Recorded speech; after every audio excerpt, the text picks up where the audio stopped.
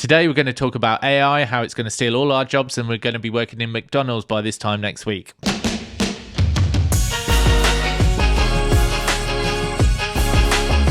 It's literally been everywhere. People have been sending me the OpenAI Sora, which is showing videos made just from text prompts. So we were chatting, weren't we, off camera? You're like, I've not looked at it in case it scares me. And my mate sent me it, and I was like, I opened it. I thought, no, I felt the same. I didn't want to look. I was like, it's my job done.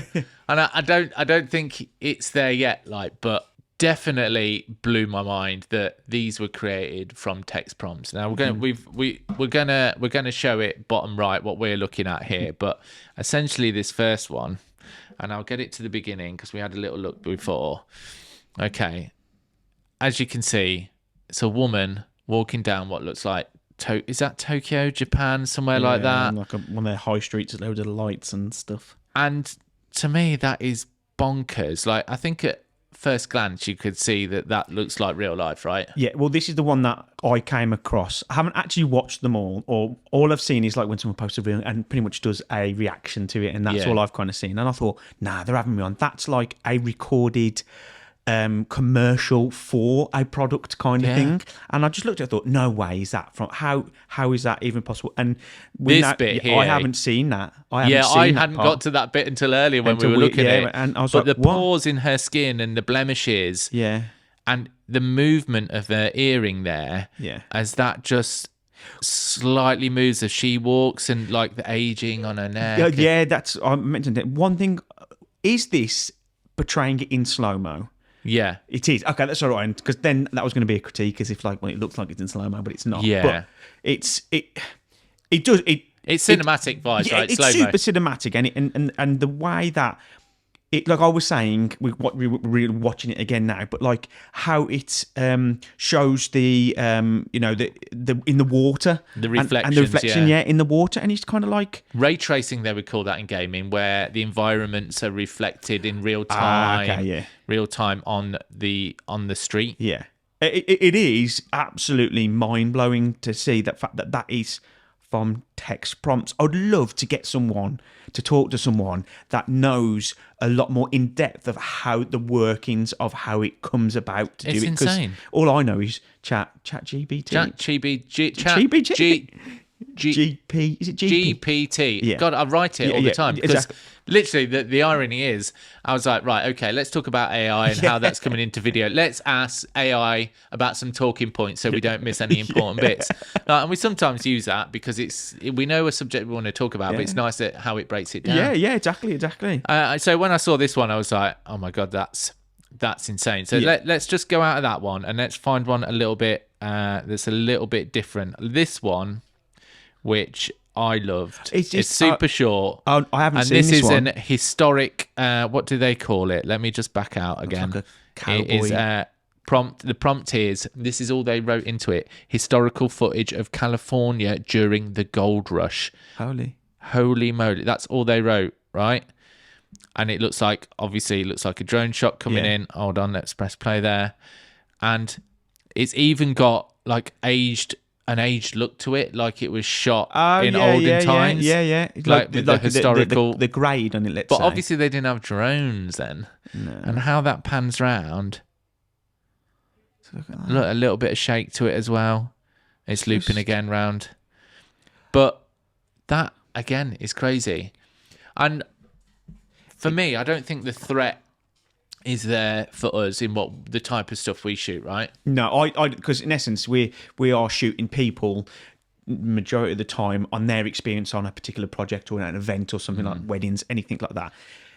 Where this I feel would be affected is in the commercial space. When I mean commercial space, like commercials for cars, advertisement, marketing, that space. Because, for instance, a car company, their car brand, they would have to set up the whole shoot on a car. But really, there's that much out there for that particular brand, especially if it's a higher level one or something there. They will take the reference off the internet from those and create something like that. And I think it would be. A lot of car adverts are done with CGI now. And we've known that CGI is in our space for a long time. And a lot of car ads, they're taking a skeletal Yes. chassis car, Yeah. and then they put that over Oh, it. Yeah. I've seen that part. Well, Actually. Yeah, I've seen it's that. going a little bit off the subject, but what they'll do, they can extend the car so it can move. So it's just like a chassis. It is the chassis. And The then chassis, they the can front wheels, widen it literally the wheelbase to make it the size. physically extends, doesn't it? So that's like obviously what we call mixed reality. They're driving that through a scene, but imagine if they could integrate this. I think for me, like you say, I don't think the threat for us is like when I'm shooting and we shoot events together, a corporate event with 1,000 people there. Yeah. That's not going to affect us at this point. Yeah. But where this is the most threat is stock footage. Well, yeah, because technically, rather than searching for it, they just do a text prompt. Yeah. I need a crowd in New York City. Yeah. And then just go, all right then. And that's A good wide for us shot of as that. well, right? Yeah. Because if you can't fly drones in New York, but if you could get this to like create a like an establishing shot, then yeah, it's right. It's where I feel if there's something that isn't relatable to it, an image that isn't relatable. So, for instance, if you wanted an opening shot, like you say, for an event, and you just all you need is a generic drone shot of this Silverstone. Yeah. You need a drone shot of Silverstone. Yeah. Well, Silverstone's out there with that much content on it. You could probably just produce one, it must couldn't be it? pulling information just from Google, essentially. Yeah. But if you wanted the talking headpiece of the host of the event, you couldn't use that, could you? Because the host would be Obviously represent neither. the brand. Yeah, And it's that's crazy. where- It's crazy. Yeah, I think for us, like that's not going to be a threat straight off. But yeah, it is scary. I think Straight off. yeah. I mean, the next one we're looking at here is this cat. Oh yeah, that's one I've seen. And it was let's look at the prompt, and the prompt was a white and orange. Oh, it's not going to show me the full thing. White and orange cat walking with the camera low to the ground, and it is this. Again, it's mega. It definitely doesn't look real. This AI has a certain look, doesn't it? You know, with the images. But still, this is, like you say... So this leads on, for me anyways, they were saying that, do you know when ChatGPT came out last year, it's been 12 months or thereabouts, I believe, from what I saw. I think there was apparently one went out where there was this same thing, which text prompt video, and it was like Will Smith eating some noodles. Yeah. And have you seen the difference? But that's what's scary, is the fact that it's come from that to what this is now in the 12 months, which is super quick. I feel like for me anyway, this kind of AI stuff has taken off in the last 18 months, for instance. Yeah. But that's, to me, 90% of the way there. Yeah, it is, isn't yeah. it? So Thinking of the year to go from where the that's- difference, another year, and that'll be like It's only going to crazy. get faster, isn't it? Like quicker at doing it, and I think, but it is the amount of influencers within the video and business space, like, oh my god, this is going to ruin this and this is that.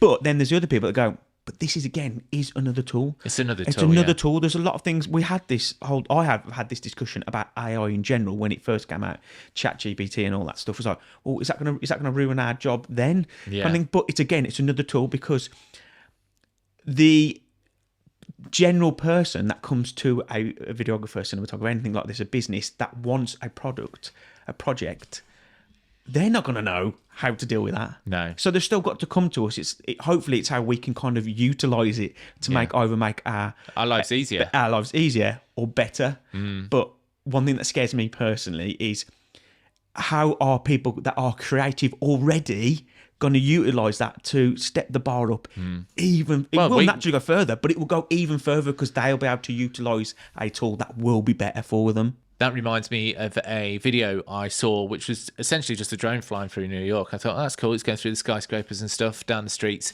And then this guy comes in and goes, what if I tell you that wasn't a drone shot? I was using AI and Google Earth. And he essentially used some sort of Google Earth... he'd use Google Earth and some AI tool to create and stitch that together to make it look like a drone. So that leans into you saying, like, these people are really annoyingly creative. Utilizing AI with traditional methods we use today. I think there could be some really mental stuff made. I think the only things I'm not fearful of and I'm embracing with AI is some of the tools that in the editing. Well, like with this podcast. yeah, of course. With this podcast. Oh, yeah. And we'll talk a bit about that next week because we're going to be talking about running a podcast. Anyway, they have that Adobe tool. Adobe's killing it with the AI stuff. I've noticed they're starting to bring in loads more stuff out, haven't they? Yeah, and it's annoying.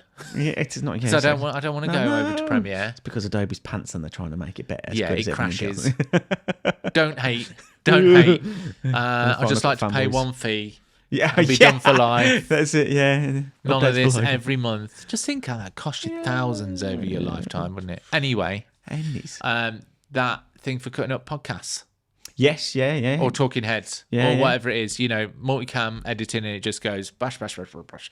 Now, I think there may be preferences to how you cut one of them yourself, but if you just want to get quick content out, and it does that. And then obviously, what's the other one we use for this podcast, or did? We don't do it so much now. It's Opus, isn't it? Opus Pro, yeah. Opus Pro. So what did that do? Tell the viewers. Oh, Christ. I don't know. You're the Actually, guy, I'm the one that used it. Yeah. So what I would do is put the episode into Opus, and it would analyze all the subject matter and then cut it to 30 to 60 second reels and cut it vertically, add captions, and then give you like 14 options or something. And what was good, it used to rate it. Well, it does. It rates it. Yeah. And then rates on how good the actual clip itself is. For instance, it has a hook. And it has this, this, and this, and this, and it kind of gives you options, in essence, a summary and analysis of the clip to see how good it will. Written analysis saying it starts off with a strong hook, but fails to retain viewership towards the end. I'm like, what? Sorry? It's dissing my videos. To make this better, you might want to add a call to action at the end of it and stuff like that. Yeah, and I think we've kind of, I essentially do the shorts side of things. So, I kind of leaned away from that because it's got to the point where it would miss cool bits out. Yeah. So it's definitely not the best. And I think it worked better with longer episodes. And we'll go into more details about that next week when we're talking about podcasts. Yeah. But, tools like that. And I'm just trying to think of any other tools. What have you seen AI tools-wise, apart from the ones we've discussed? I'm sure I've seen something where, and this might actually be in a new Adobe feature, I think, where they actually do AI color grading. Oh, yeah. Well, I mean, so it's again, I think it's a tool that would make ease of use better. So, for instance, if there's a content creator that wanted to get it out quicker, volume, yeah, or potentially if there's someone that was new to it and just wanted to be a bit better at it. Now, obviously, to me, it's not necessarily going to have a creative look. It's not going to have your creative look to it. There's a website that I know a lot of photographers use where you feed it like 5,000 images. Imagine AI, isn't it? Imagine AI, that's it. And it'll basically color grade them all for you from learning. And that's cool, right? You know, at the end of the day, it's like going back to the days when there was horse and cart and the car came along and they're like, oh, our lives are ruined, this technology's taken over. And it's just an evolution. Exactly. And generally, evolutions create other jobs. I think Elon Musk stated that, I can't remember his figures, but he's saying, although you may think it's taking your jobs, it will generate tens of thousands of jobs in this sector and all these new sectors opening within AI. I think you've just got to stay ahead. I think for me, being a videographer, you don't want to become complacent in what you do and just do it your way. You need to be open to new ideas, whether you like it or not. You think how many people push back on vertical. Yeah, and that is pretty much the standard within that kind of area, isn't it? People are like, no, it should be horizontal. But, at the end of the day, when you're viewing everything on your phone, as much as we might have kicked back in the beginning, when you're watching it vertical, like all that screen being used is so much nicer to view sometimes. Yeah, and in itself, it's become a style in itself, hasn't it, vertical? And you definitely get a different type of look and different way of shooting things when it comes to vertical. So it has its benefits, doesn't it? And that leads on to the fact that it does develop and it creates new sections, new areas for creativity. And you'd like to think that AI, if accepted and utilised, it's only going to just branch off, so you've got other opportunities to make something different. Because, like you say, you don't want to be stuck where you are. You would like to think, as you're creative, you don't want to just keep repeating doing the same thing. You want to, for your own enjoyment to your, your career, you want to develop, do new things. After a couple of years of just doing the same thing, you don't probably get bored, don't you? You don't want to be that 50-year-old videographer who's got a tape camcorder and just sticks it on a tripod and zooms, the mechanical zooms in. And they're stuck in that way for the last 20 years and they think that's the way to be. And then there's people like us who come along with, mirrorless cameras and drones, and it's just alien to them because they've not kept up. Exactly. And I do think that AI will just push the boundaries, and other than that, how good we are. And we like to be progress. We should. Always. Yeah. I'm always looking for like new ideas, but I'm not worried at the moment. I was a bit worried, and like you said at the beginning, where we were like, God, I didn't quite want to watch it in case it was something that I didn't want to worry myself over. Yeah. But now I actually feel better now we've had this podcast to actually go through it, because we discussed, let's actually chat about it. Let's have a proper, because we hadn't really planned this, had we? We watched it and gone through it and gone, there are true reactions to it. Yeah. And now I do feel better. Like, actually, could be a tool we could progress and go from there, and it could hopefully it will only make us better. So AI, is it a blessing or a curse? As always, we want to hear from you in the comment section below, and we'll see you next time.